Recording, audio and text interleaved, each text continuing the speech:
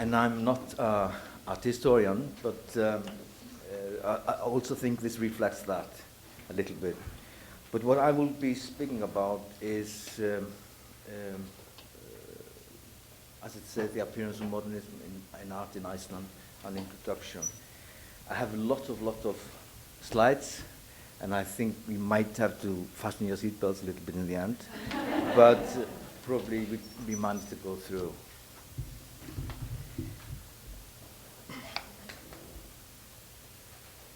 I will mostly speak about 5 Icelandic artists, but before that I will introduce a little bit the history of Icelandic art, and I also know that a lot of you don't know anything about Icelandic art. To begin with, I talk about the symbols of the 19th century independence, and this is very easy to understand. It's something that every nation has. It has symbols or heroes to memorize.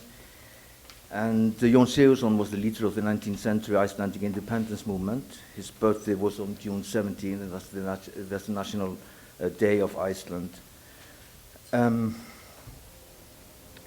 His birthday, June 17, was chosen as Iceland's national holiday, holy day to recognize his efforts towards Icelandic independence. I need to have my glasses on. You can see there the former unofficial flag known as Hvítbláin, the white blue in use by Icelandic Republicans around 1900. A very similar design has subsequently been adopted as the flag of Shetland Islands. The civil flag, as it appeared between 1980 and 1944, when the blue color was classified as ultramarine blue, you can see that's the one chosen. But there are also, of course, all other things that make up a nation. That's the national anthem and the language, and for Icelanders, the sagas, and of course the land itself.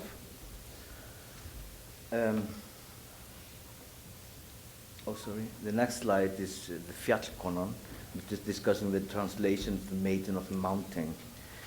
And it was first designed by a German artist, Svekker, after an idea from Eiríkur Magnússon, who was an Icelander and a librarian at the Cambridge University, and it appeared in an English publication of Icelandic folklore in, I think it was like in 843.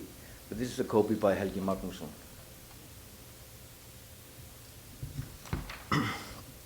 At the dawn of the 20th century, Iceland gained an important step in the campaign for independence from Denmark when the first Icelandic government was introduced by Home Rule in 1904.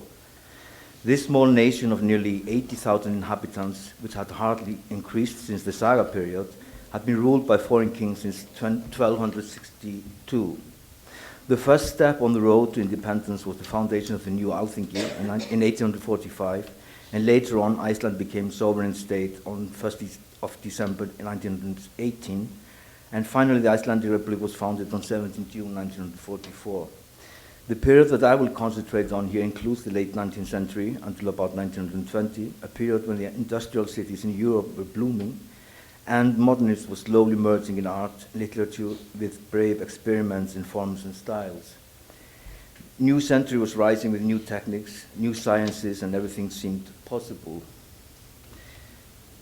At this time, at the turn of the 20th century, Reykjavik, the capital city of Iceland, inhabited, on the other hand, only 5,800 persons, while populations of the whole nation of Iceland was around 77,000. Still, there had been a great immigration, around 1/5 of the Icelandic population, to Canada and North of America the last 30 years of the 19th century. Because of unusual hard winters and harsh weather and life in general, Iceland had until then consisted of farmers in the old agricultural society with old-rooted lifestyles and traditions where nature played the main role, and which everyone had to rely on and respect to survive in the harsh country.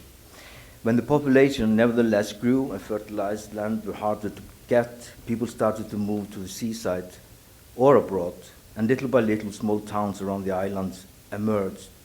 As a matter of fact, the capital city of Reykjavik grew fastest while the door to the world started to open up.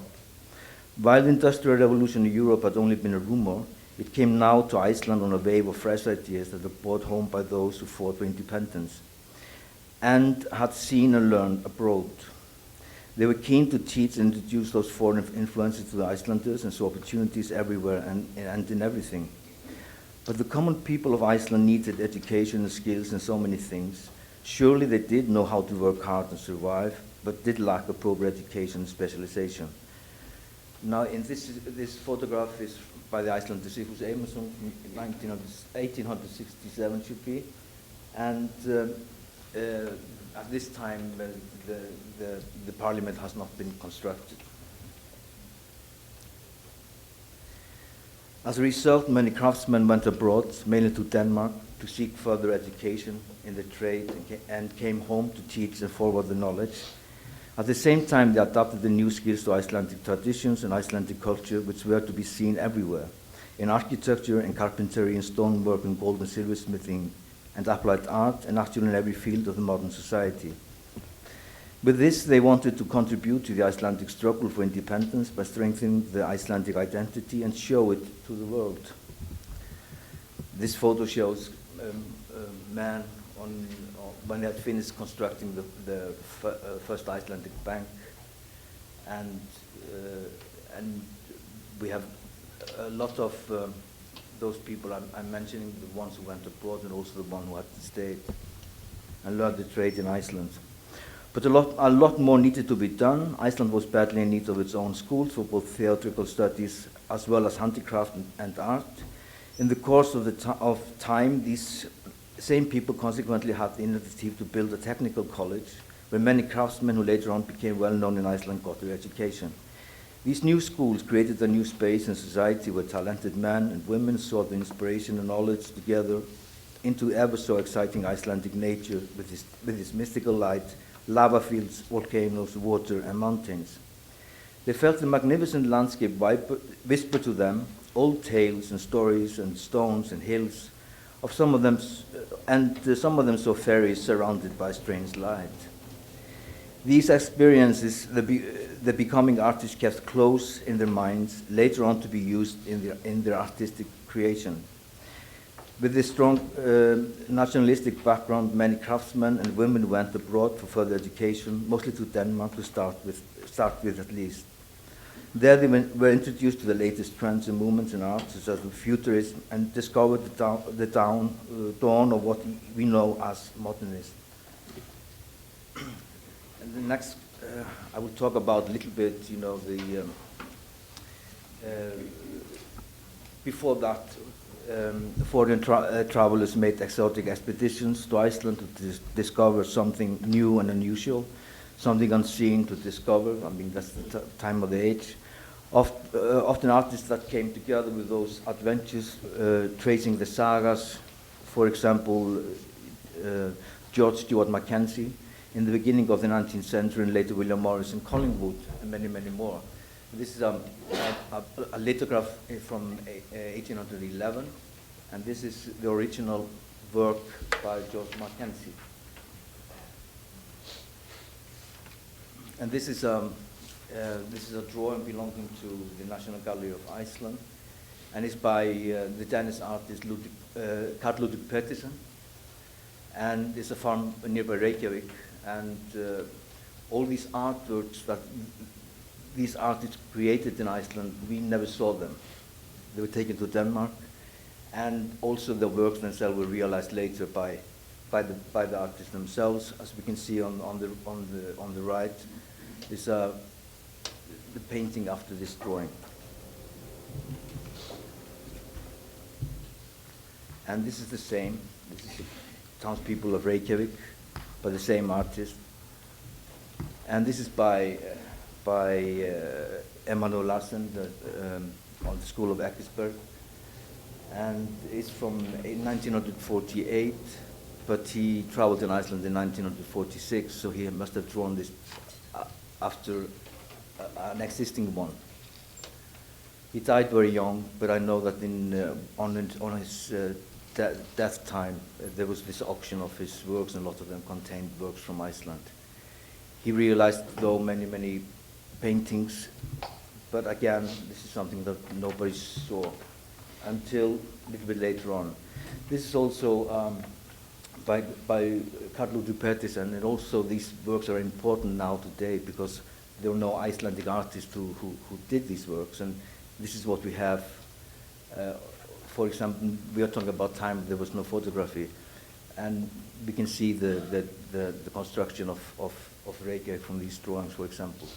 And there he says he went to Iceland with Willem Melby, and you can see that writing down, and he's pointing to the room where Melby lived in Reykjavik.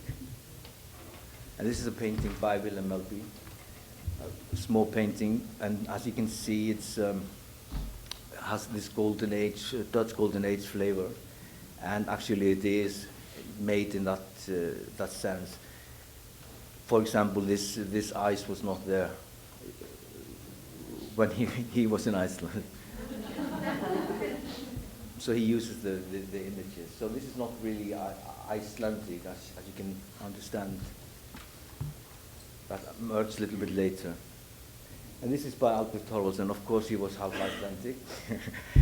And this is the first sculpture in outdoor sculpture in Iceland. It was given from, I think, from his family to Iceland. His father was, he was born in Iceland and as a carver, carving master, yeah. Carver, we call it, I think. And this is from Alþingi itself. In 1885, the Icelandic art collection was founded by the Ólafur Björn Bjarnason, who assembled a collection of 40 paintings from foreign artists or their relatives, mostly contemporary Scandinavians, who donated them for the establishment and as a gift to the Icelandic nation. They were collected in the years 1885-87 and shipped to Iceland and kept at the premises of Alþingi. The collection was increased by the donations in the coming years, most significantly the estate of Dr. Edward Johnson in 1895.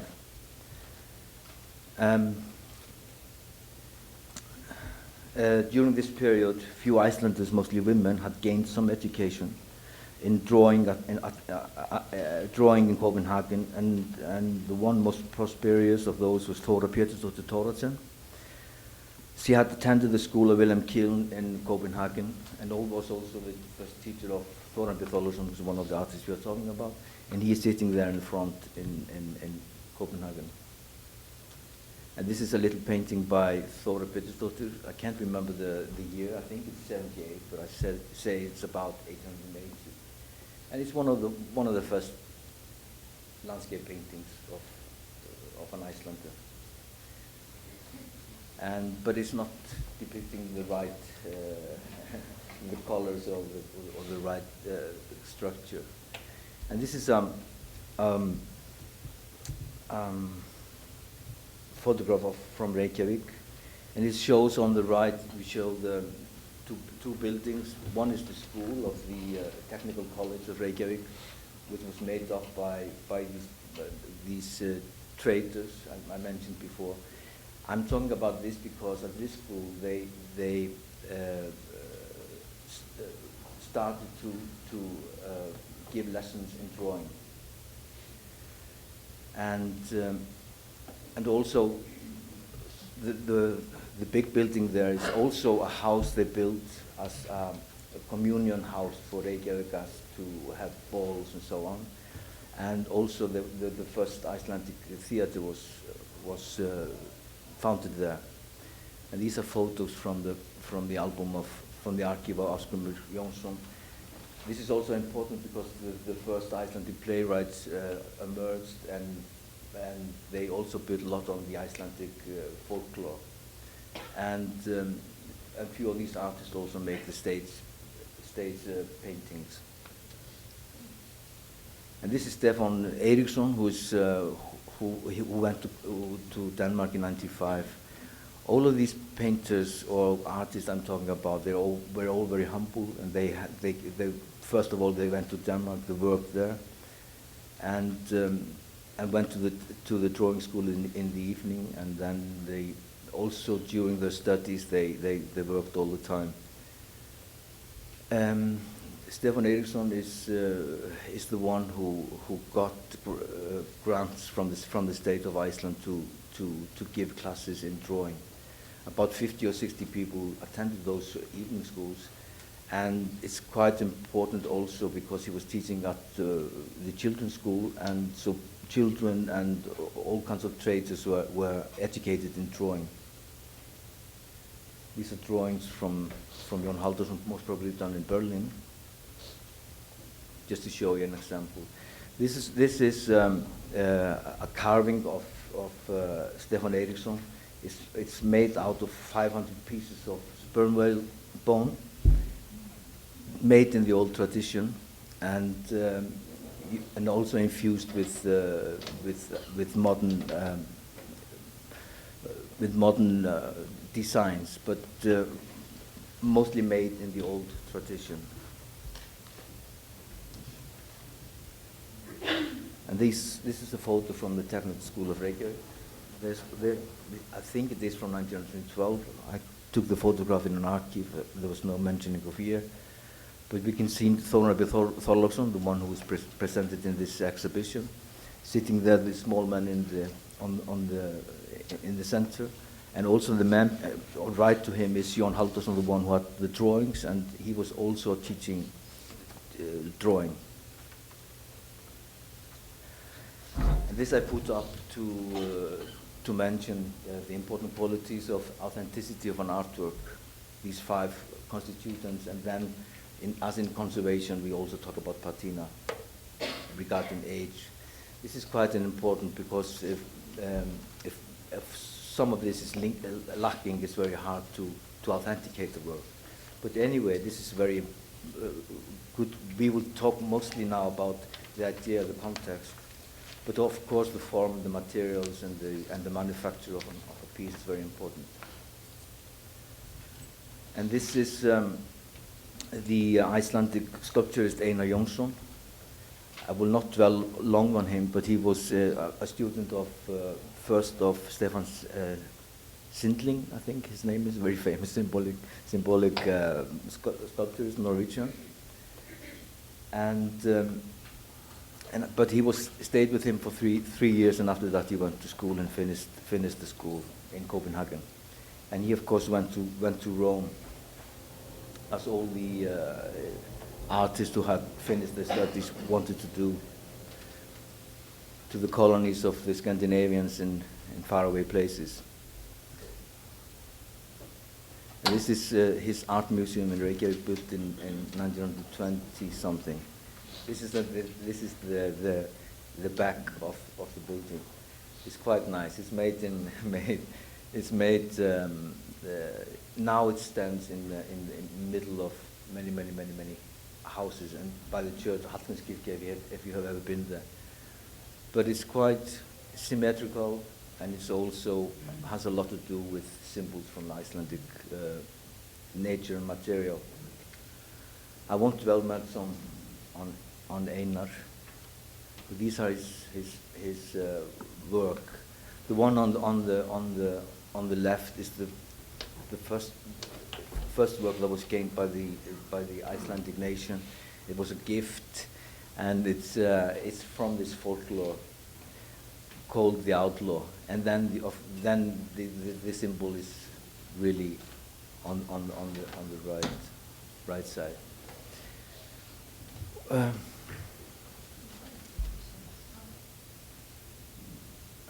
this is one of the drawing for one of his work. It's a sketch made in 1904 and 8. He tells on the right that he had lost the original drawing, so he made it again. But this sculpture actually is quite nice. If you like this kind of art. And this is the exposure of Jón Sigurðsson, the monument. It's an outdoor sculpture, of course, and you can see it on the left. And after it had been moved at Östurvöllur, which is the center of town. And there you can see still the sculpture of Þorláksson in 1926. And this is the place where the sculpture of Jón Sigurðsson is placed today. So you can see maybe a resemblance of George Washington on the right side. But this, as you can see, this is made also out of from the Icelandic nature.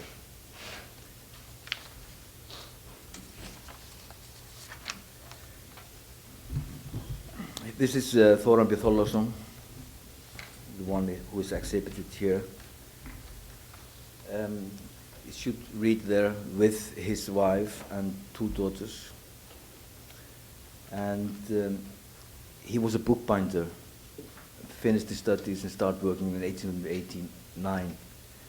And he came from the countryside to Reykjavik, and he was the head of the workshop of a very big bookbinding company. But all the time he wanted to gain experience in drawing and painting. And this is a copy, very old one from 1891, of the work of Andris Monsen Askivold, who was in this donation in the Icelandic art collection. And we can see a few of these works. He went to the Alþingi where the paintings were kept, and they made drawing classes and painting classes there. These are from his first exhibition. This exhibition was the first exhibition of Icelandic landscape paintings. It contained about 60 or so, 40 paintings most probably, and it got only one review in the papers, and he hardly sold anything. And but people were thinking about people said, they don't know so much about art that they can't judge the work. But of course, they are incredible pieces in themselves, and something that we had not seen before. The one on the top was accepted at the Charlottenborg exhibition in Copenhagen in 1901. And this is most probably his most famous painting from Þingvellir, also painted in 1900.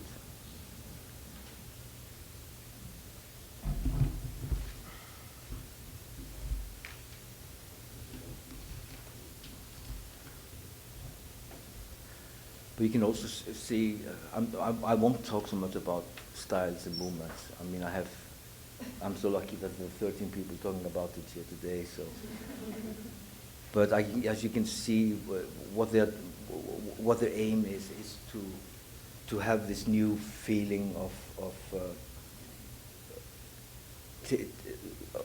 to express the nature in a painting. He does it very finely. His first chapter is very finely detailed paintings, laborious work, most probably, but they're mostly very small.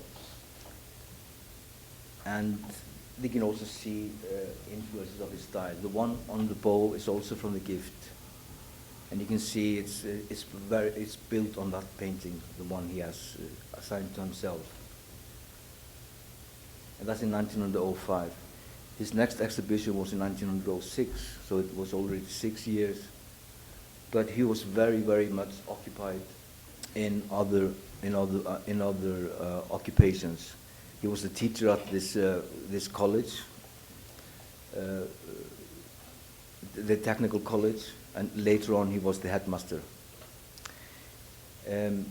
He had an exhibition. This one is from Reykjavik in 1905.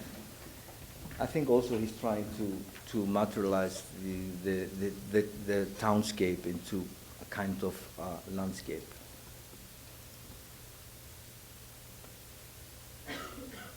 This is the one we have here above. And these are 2 examples of his works. The one above is from 1906, his second exhibition. It was also containing something like 40 paintings. But I have to mention that, of course, he had gone far away into the highlands, something that nobody had done before, to depict the landscape there. And the one below is from 1921. You can see I hope you can see the advancement in his painting style. He had stopped doing these very, very fine painting strokes, but using more broader paint, and also, oh no, I'm lost. A broader paint, yeah, and then also, sorry, he had also made the contours more blurred, more of influences from painters of the Impressionists or whatever. But this exhibition in 1906, it was also very badly attended. He sold very little, and just a week after he had an auction of these paintings, and sold very well, I think, that time, because people got the paintings for nothing. This is his, I think, the first major work of Þórarinn that was accepted by Icelanders. It was also the first work bought by the state to the art collection by an Icelandic artist. It is himself on the horse, with the horse, and of course the horse, the man's best friend, was the only way to travel around. Here I show you a joint work by these men, Stefán Eiríksson and Þórarinn B. Þorláksson, and you can see it was a gift to the First Minister of Iceland when the flag had been approved and accepted as the flag for Iceland. And we can see here two styles. We have this man, Stefán Eiríksson, doing the relief decoration in classical Renaissance style, but he's adding also the emblems for the minister. I have no photograph of, but the maiden of the mountain is there on the little white thing there in the center. But he also did something, and I think he used like 6 months from morning to night to work on this carving.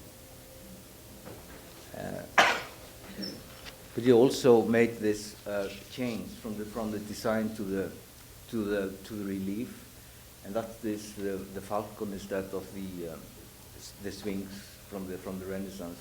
Had no relative to the meaning of the gift, but the falcon had. Falcon was in the emblem of Iceland, and so the painting itself had all these emblems that were very dear to people. Was the maiden of the mountain. It was also the harp on the top, because the First Minister was one of the greatest poets of Iceland. And the flag, and the falcon, and the cathedral, and Alþingi. And this is on the day it was given. The flag was presented to the First Minister by a few friends. This is the first example. And then we have the gift of the painting to the minister, and also we have a little photograph of his wife who had just passed away. And this is one of his latest works from 1924. And now you can see a little bit, maybe in this photograph, this blurred, this sfumatura, of the design. He used to make preparatory drawings for his paintings in the beginning, not so much in later period. And just show in 1967, on the 100th centenary of his birth, there was an exhibition, and then Þórarinn B. Þorláksson was nearly forgotten in Iceland. But now I show you little influences from in later date. And this is Hubert Noel from 1999. As above, so below. And Georg Guðni from the later period of Þórarinn B. And also this one from Eki Pétursson. It was painted in 1993. This is a kind of the same coloring, the same emotion as the detailed part of Þórarinn's work. Now we are going to talk about Ásgrímur Jónsson. But before that, Þórarinn didn't have any memoirs. He didn't write anything down. Didn't write a book. There was no notion of his ideas about his own work. But we have it from these two guys. Einar Jónsson are finished. There are many left. Oh. I was not counting time. But these are memos from Ásgrímur Jónsson. I just run a little bit through it. Huh? Just a little bit. Just take it like this. This is the painting from above. It was made in Iceland first as a watercolor and then painted in Denmark in 1904 and made into a painting. But I think, I don't know if we should stop now or...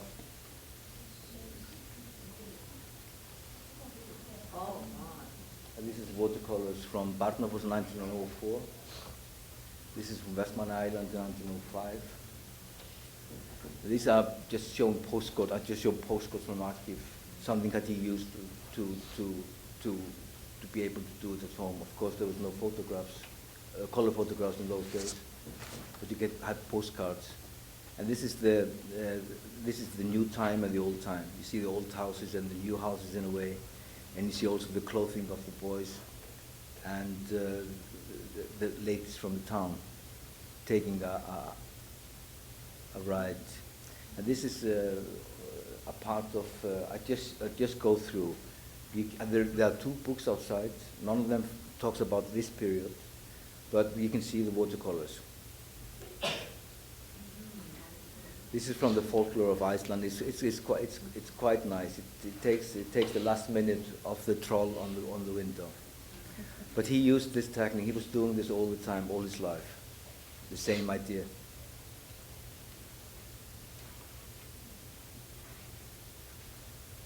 I will just go a little bit like this. These are from volcanic eruptions, and these are just thoughts.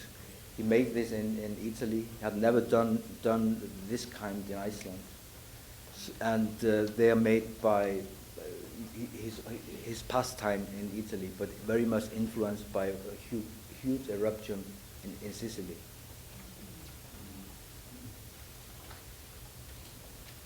These are the also tungustabi.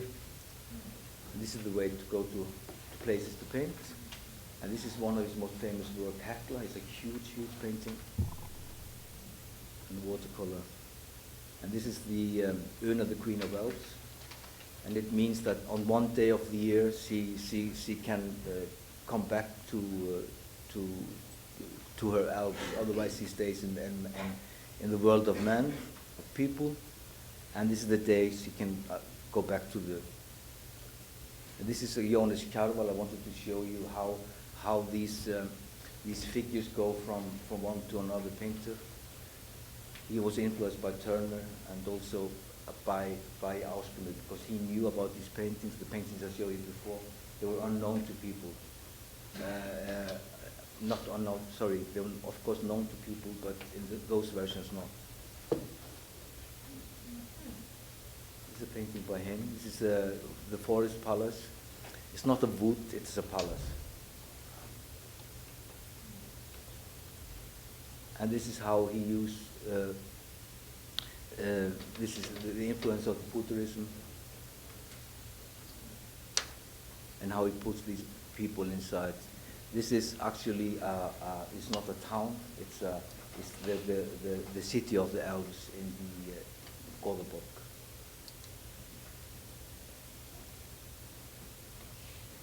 And these are his last paintings. You can see these elf figures in the... Thank you.